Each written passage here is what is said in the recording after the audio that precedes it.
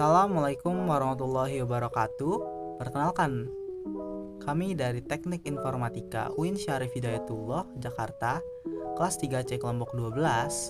Saya Andi Rahman dengan NIM 67 dan partner saya Muhammad Maskurdin dengan NIM 74. Pada kesempatan kali ini kami akan menjelaskan tentang sistem bus. Yuk, kita langsung aja masuk ke materinya. Mari disimak baik-baik ya.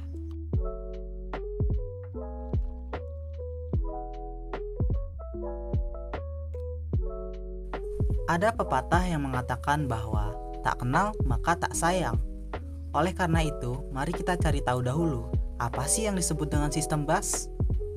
Sistem bus merupakan sebuah sirkuit elektronik yang ada di dalam komputer dan terdapat jalur-jalur yang digunakan untuk komunikasi antara dua elemen atau lebih. Jadi, lintasan atau jalur di mana data dipindahkan inilah yang disebut dengan bus. Untuk lebih jelasnya, selanjutnya kita akan membahas struktur interkoneksi.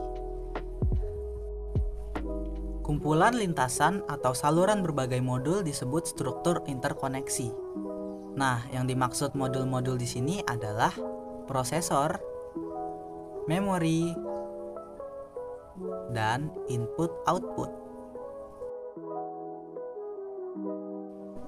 Jadi, komponen terpenting dalam komputer, yaitu prosesor, memori, dan input-output, dihubungkan dengan bus.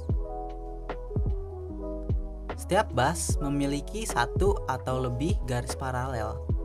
Nah, garis-garis ini berfungsi untuk mengirimkan alamat, sinyal data, dan kontrol.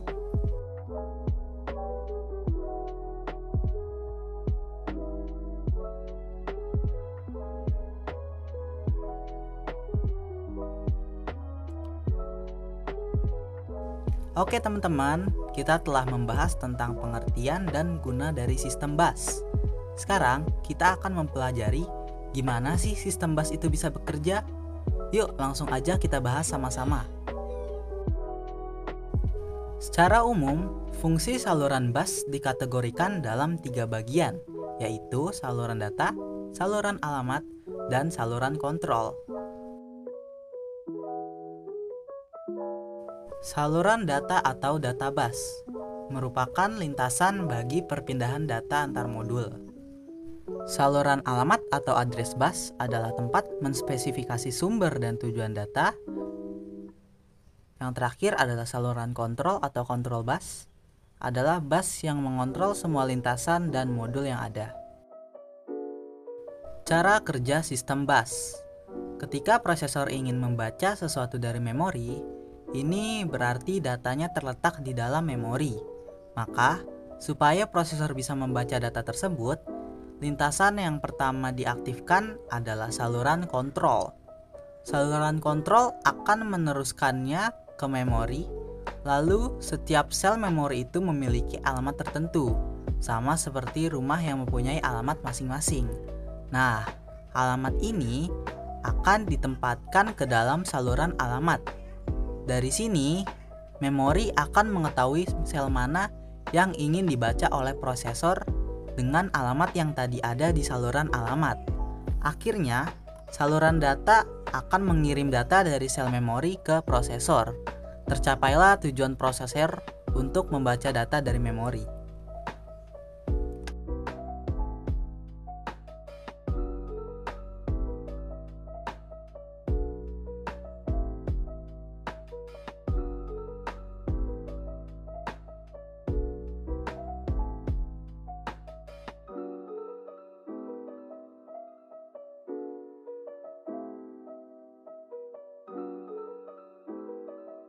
Baik, selanjutnya contoh bus dan sistem bus. Di sini saya akan menjelaskan mengenai PCI, ISA, USB, SCSI, Future Bus Plus, firmware, dan lain-lain. Lalu, yang selanjutnya, bus USB. Semua perangkat peripheral tidak efektif apabila dipasangkan pada bus kecepatan tinggi. PCI sedangkan banyak peralatan yang memiliki kecepatan rendah seperti keyboard, mouse, dan printer. Sebagai solusinya, 7 vendor komputer, Compaq, DHC, EMB, Intel, Microsoft, NIC, dan Northern Telecom bersama-sama merancang bus untuk peralatan I/O berkecepatan rendah. Standar yang dihasilkan dinamakan Universal Standard Bus atau USB. Di sini saya akan menjelaskan mengenai tipe-tipe pada USB. Yang pertama yaitu USB tipe A. USB tipe A merupakan salah satu dari sekian banyak tipe USB yang paling sering digunakan dan sangat mudah ditemukan di mana-mana. USB tipe A memiliki bentuk persegi dan cenderung lebar. Biasanya, tipe 1 ini digunakan menghitung peripheral seperti mouse dan keyboard. Lalu yang kedua ada USB standar tipe B. Jenis USB 1 ini biasanya digunakan menghubungkan perangkat tambahan seperti printer dan scanner ke komputer atau laptop. Lalu yang ketiga ada mini USB. Mini USB memiliki bentuk yang lebih kecil dibandingkan USB tipe A. USB jenis ini merupakan jenis USB yang umum digunakan pada berbagai mobile device seperti smartphone. Fungsi dari mini USB pada smartphone adalah untuk membantu pengisian daya baterai atau charging. Selain smartphone, mini USB juga digunakan pada MP3 player serta beberapa kamera digital.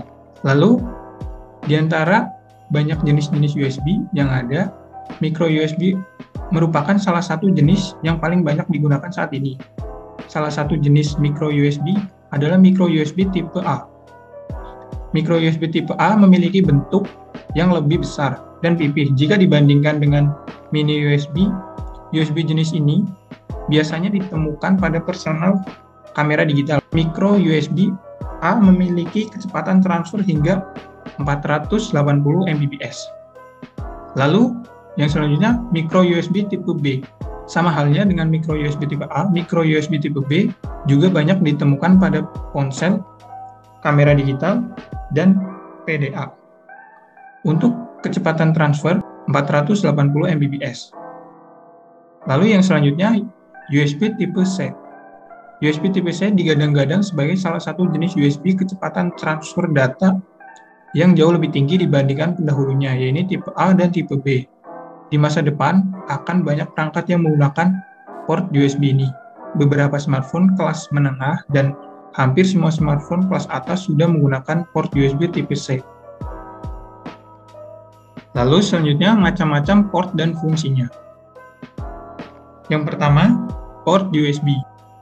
USB merupakan suatu teknologi yang memungkinkan kita untuk menghubungkan alat eksternal peripheral seperti scanner, printer, mouse, papan ketik atau keyboard, alat penyimpanan data, zip drive, flash disk, kamera digital, ataupun perangkat lainnya.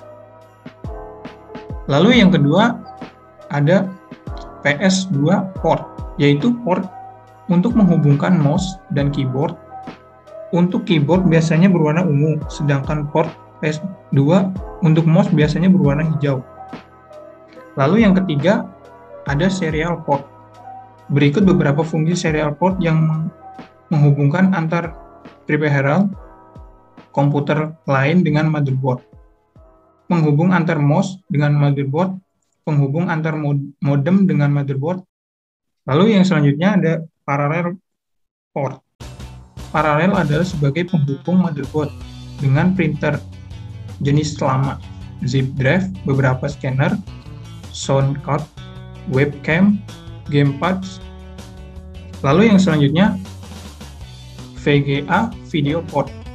Port ini menghubungkan monitor dengan CPU dan membuat monitor menampilkan isi dari CPU tersebut, seperti menampilkan gambar isi CPU ke komputer lewat monitor. Lalu yang selanjutnya power supply. Port ini digunakan untuk menghubungkan power supply dengan CPU atau sebagai penghubung komputer dengan listrik atau colokan.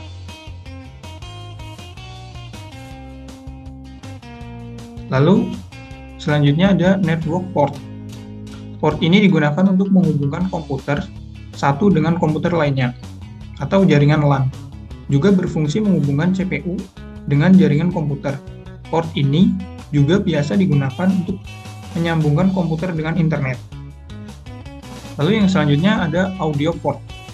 Port ini berfungsi menghubungkan CPU dengan peralatan audio, seperti speaker, mic, dan TV tuner.